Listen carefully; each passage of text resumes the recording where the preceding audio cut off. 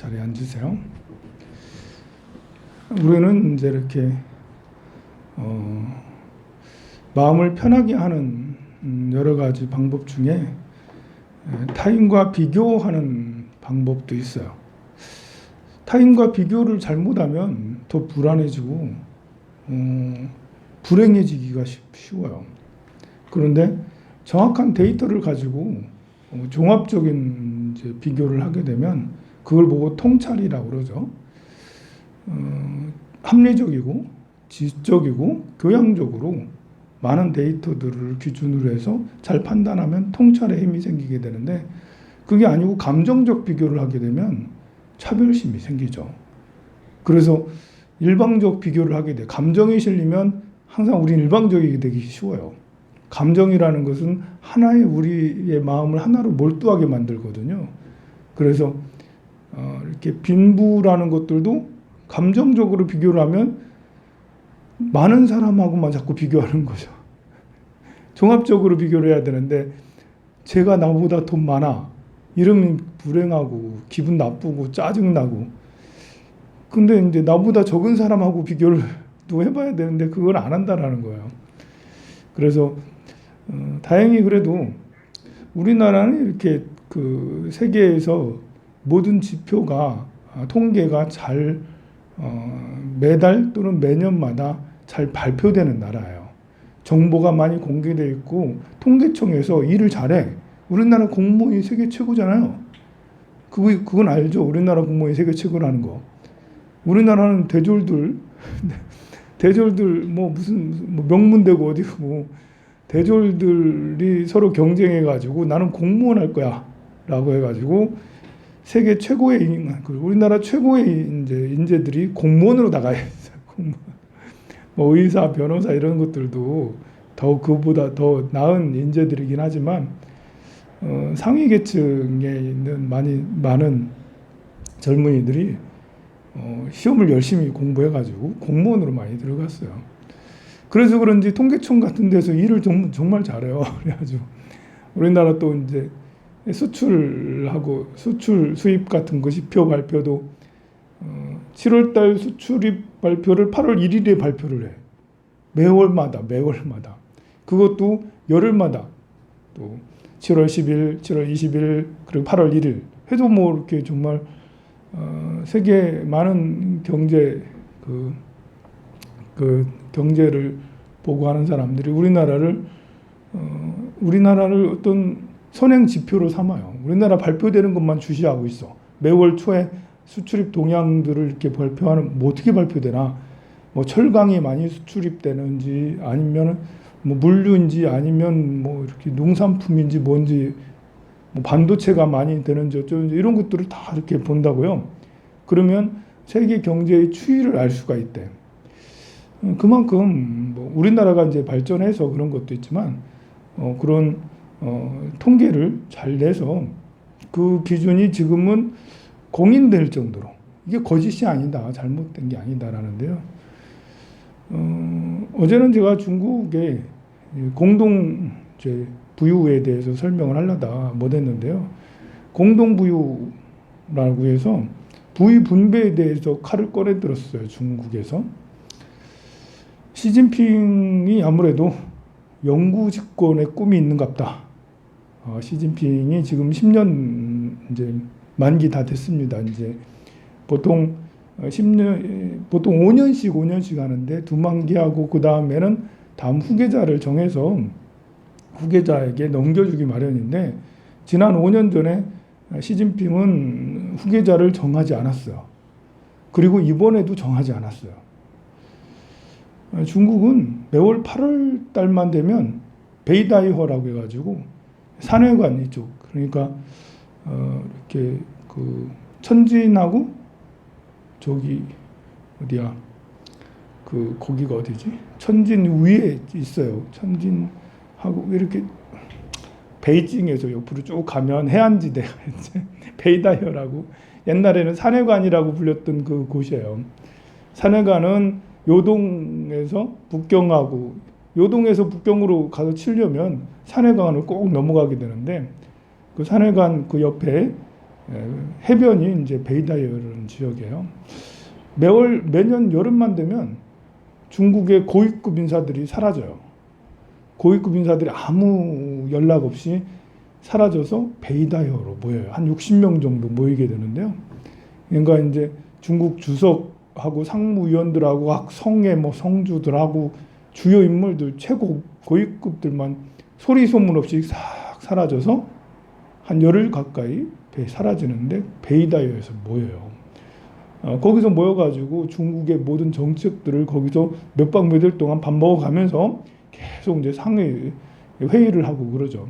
거기서 이제 후계자도 발표도 하고 거기서 상무위원도 이번에는 상무위원 누가 되는지 중국 국가주석이 있고 상무위원 7명이 있는데 상무위원 하면 최고 권력자예요. 그냥 거의 총리급이라고 보면 돼요. 그리고 뭐 이렇게 많은 정책들을 거기서 내는데 후계자를 이번에 또 내야 되거든요. 왜냐하면 이제 10년 됐어요. 본래 5년 전에 후계자를 내야 돼. 덩샤오핑 시절 그 다음에 강택민 시절이었잖아요. 장쩌민 시절이었잖아요. 90년대가. 그 다음에 후진타오 시절이었고 2000년 이제 2000에서 2010년 11년까지.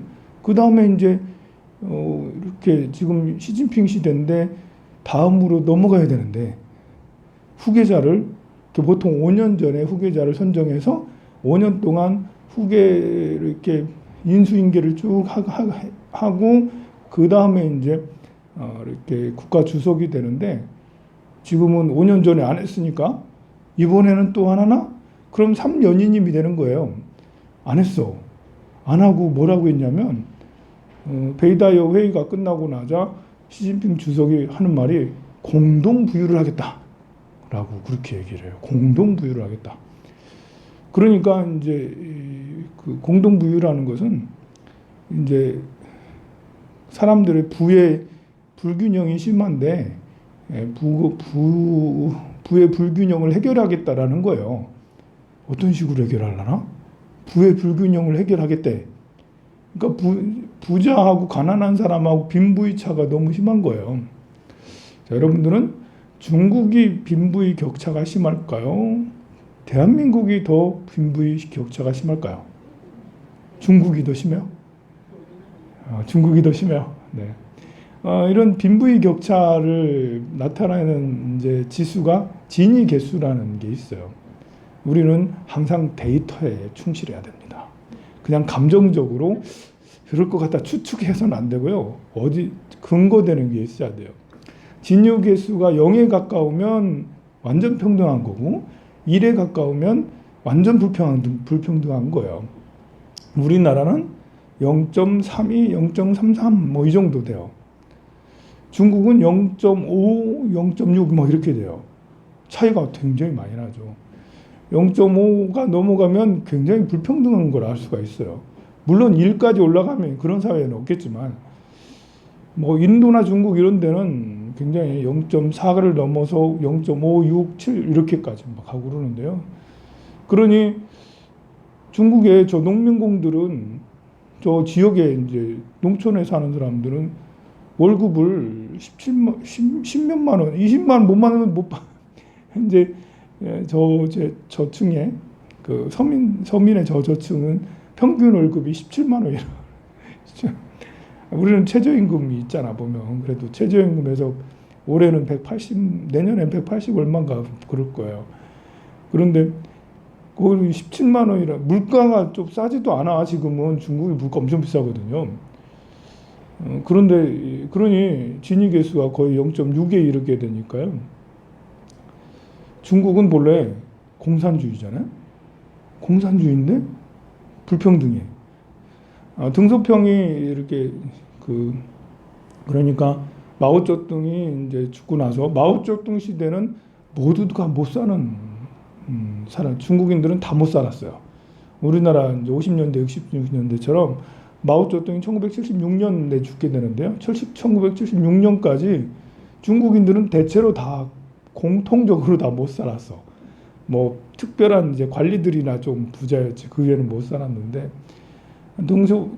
마오쩌둥이 죽자 문화혁명을 하고 그렇게 해서 늙어서 연로해서 돌아가시자 덩샤오핑이 이제 등소평이 이 정권을 잡게 되고 등소평이 나타나자마자 하시는 말씀이 선부론을 내세웠어요. 선부론.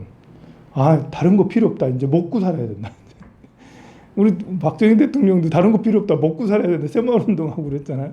우리 먹고 살아야 된다 해서 미국하고 손잡고, 근데 그 전까지만 해도 미국하고 맨날 서로 안 좋은 사이였는데 덩샤오핑이 되면서 핑퐁 외교를 시작하면서 이렇게 그 미국하고 이렇게 친하게 지내면서 미국의 공장, 전 세계 공장 역할을 자처하면서 쭉 엄청난 성장을 이뤘죠. 그런데 그 선부론이 지금까지 이렇게 이어져서 이제 뭐 이렇게 지금은 이제 뭐 대국 굴기 해가지고 중국이 세상을 지배해야 된다라는 그런 마음으로 시진핑이 하고 있는데요. 중국 몽을 내세우면서 꿈을 이루어야 된다라면서 하고 있는데, 그러면서 빈부의 격차는 더 심해졌어. 우리나라도 빈부의 격차가 0.3이면 적은 건 아니거든요. OECD 국가 중에서는 상위급은 아닙니다. 이제 18위라고 하기도 하고 26위라고 하기도 하고 그러는데 그 정도면 좀 뒤처지는 거거든요. 우리 진위 개수는 점점 내려갈까요? 아니면 높아갈까요? 네. 점점 올라갈 것 같죠, 그죠? 진위 개수. 그러니까 빈부의 격차는 더 높아갈 것 같은데 이상하게 진위 개수를 어떻게 측정했는지 모르겠지만 몇 년 사이 약간 내려갔어요. 물론 이제 코로나 이전까지 얘기를 하는 거예요. 코로나 이후는 잘 모르겠어요. 작년인가 언제 발표를 했는데요. 그러니까 지금 정권이 들어서기 전에는 이제 0.38 뭐 이랬는데 0.36, 35 이렇게 내려왔어요. 그러니까 뭐 우리가 이런 이제 수치를 계산을 하지 않고 보지 않고 얘기하면 뭐 지금 우리는 빈부의 격차가 더 심해졌다라고 그렇게 막 얘기할 텐데, 이런 수치를 다 이렇게 보면 이상하네. 이제 이상하게 빈부의 격차가 좀 줄어들었네. 뭐 0.38에서 36, 35 이렇게 내려온 것이 엄청나게 뭐 이렇게 큰 차이가 아닐 수 있지만 어쨌든 최소한 더 나빠지지는 않았다라는 거예요. 우리는 훨씬 더 나빠졌다라고 여기고 있죠. 그래서 현 정부가 잘하는지 못하는지 이명박 정권, 박근혜 정권, 문재인 정권 이런 정권들을 잘하는지 못하는지 이런 것들은 소문으로 듣는 이런 것도 중요할 수 있지만 더 중요한 것은 수치로 보는 이런 것들이 더 객관적으로 판단할 기준이 될 수 있다라는 거예요. 시진핑은 후계자를 얘기하지 않고 공동 부유를 하겠다라고 발표를 했습니다. 그래 하자마자 그렇잖아도 중국의 대기업들, 뭐 이렇게 인터넷 대기업들 그뿐만 아니라 이제 많은 대기업들이 몇 달 동안 주식이 조정을 엄청 받았어요. 규제를 많이 해가지고 얼마 전에는 학원 규제한다고 해가지고 학원이 모조리 이제 박살이 났는데요. 그러니까 이제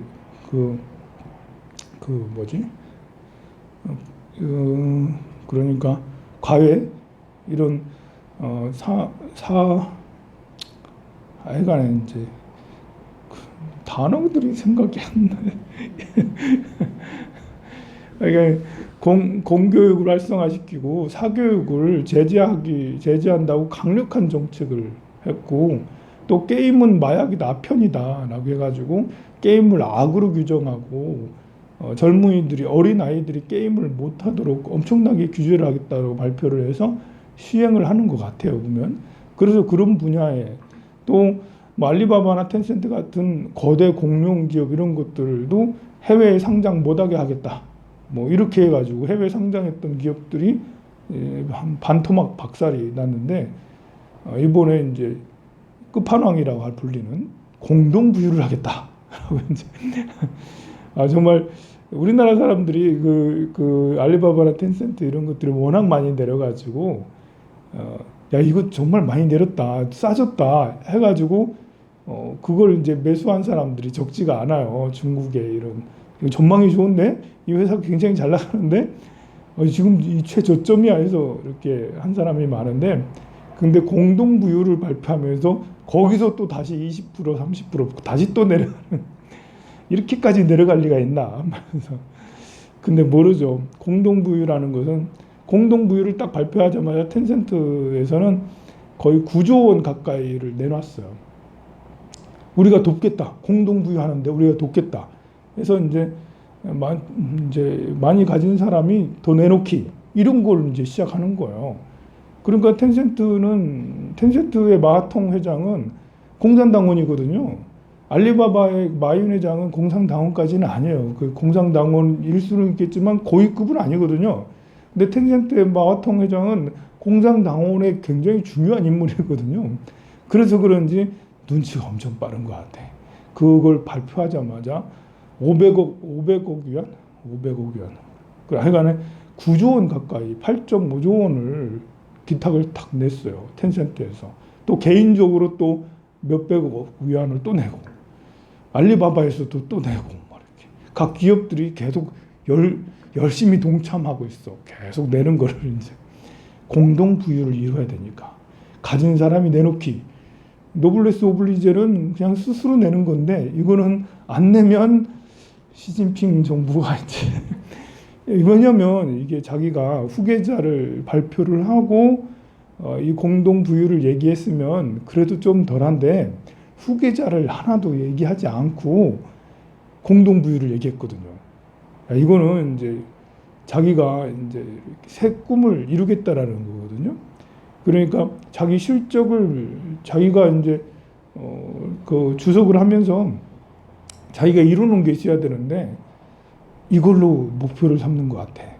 그리고 이제 중국인들한테는 그래도 지지를 받아야 될 거 아니에요. 다른 이제 공산당원들한테도 지지를 받고. 근데 본래 공산당이라는 것이 이렇게 그 함께 생산하고 함께 먹고 이런 것이니까 잘 먹혀 들어갈 수 있죠. 공동 부유라는 것이. 그래서 아마 강력하게 정책을 시행하게 될 것 같은데요. 그래서 이렇게 세계 명품 기업들도 엄청 주가가 하락했어. 뭐 구찌라든지 뭐 이런 것들 있잖아요.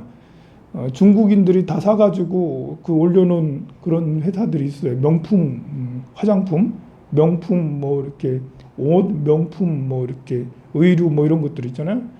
그런 것들도 다 이제 20% 30%씩 다 조정받고 그랬는데 앞으로도 쉽지 않을 것 같아요.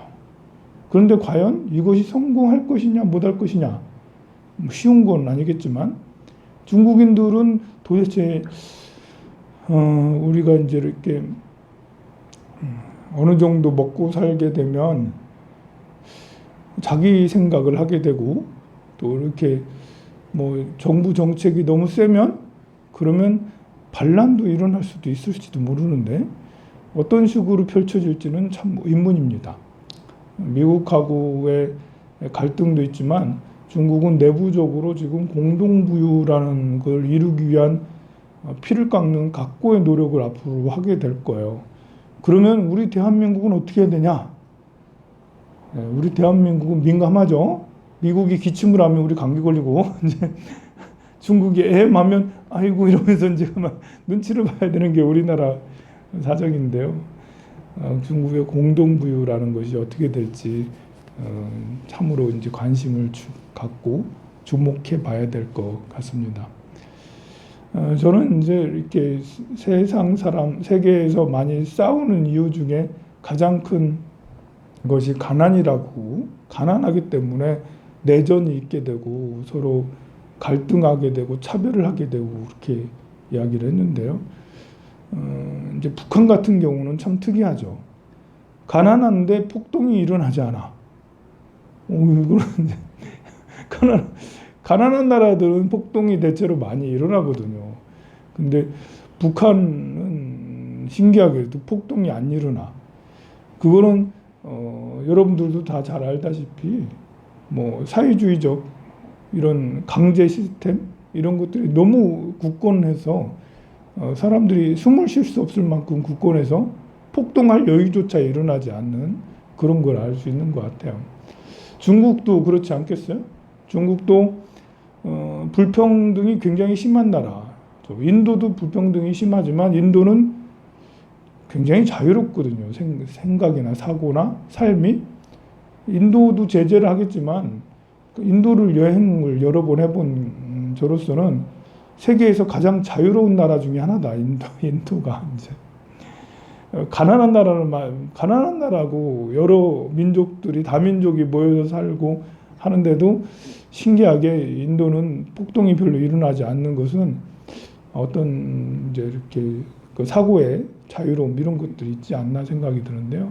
중국하고 북한은 사회주의적으로 너무 이렇게 제재가 심해서 중국은 좀 풀어주는 듯 싶었는데 다시 시진핑 정권이 들어서면서 엄청나게 옥죄이고 공동 부유를 이루겠다잖아.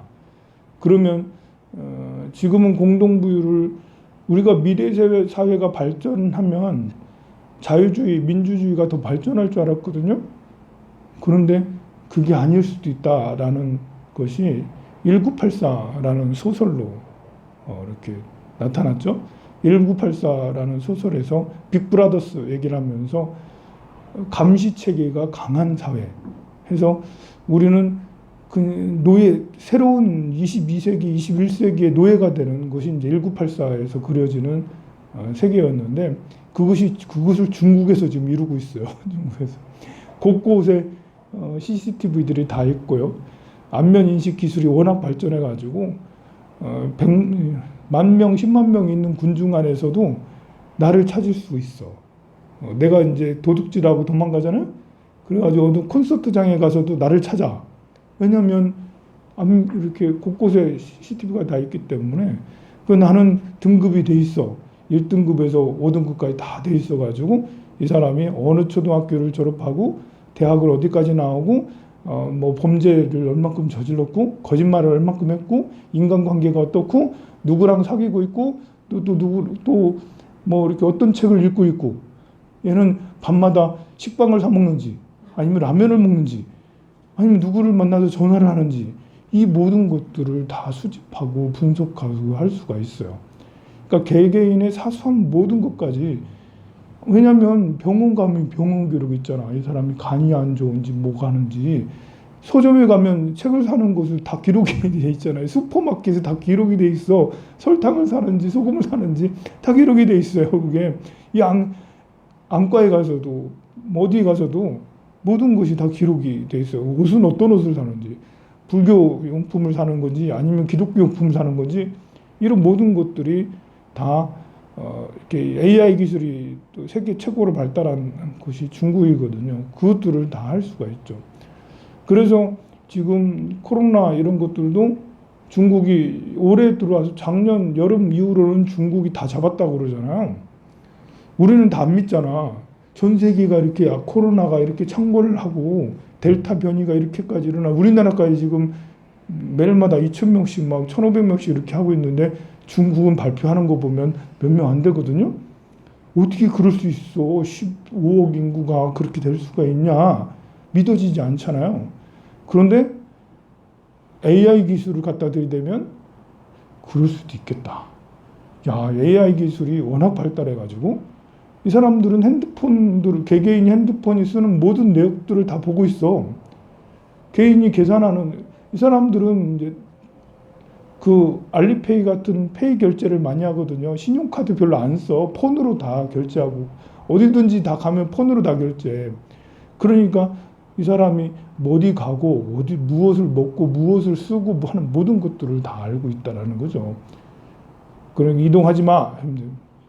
이동하지 마 하면 이동하면 곧바로 인민군들이 떠가지고 잡혀갈 수도 있는데 완벽하게 통제하는 그런 사회로 점차로 변모하는 북한은 이제 그냥 이제 이렇게 그런 디지털 방식이 아니고 옛날 그냥 방식으로 지금 계속 통제하는 거고 그냥 사람이 사람을 이렇게 통제하는 아직도 이제 구식으로 하고 있고 중국은 AI 기술 대박으로 사람의 일거수일투도 모든 것들을 다 관리할 수 있는 그런 시스템을 점점 구축해서 곧 있으면 완벽하게 구축할 수 있다 할 만큼 발전했어요. 좀 무섭긴 하죠, 그죠? 너무 무서운 얘기 한 것 같네. 정벌하세요.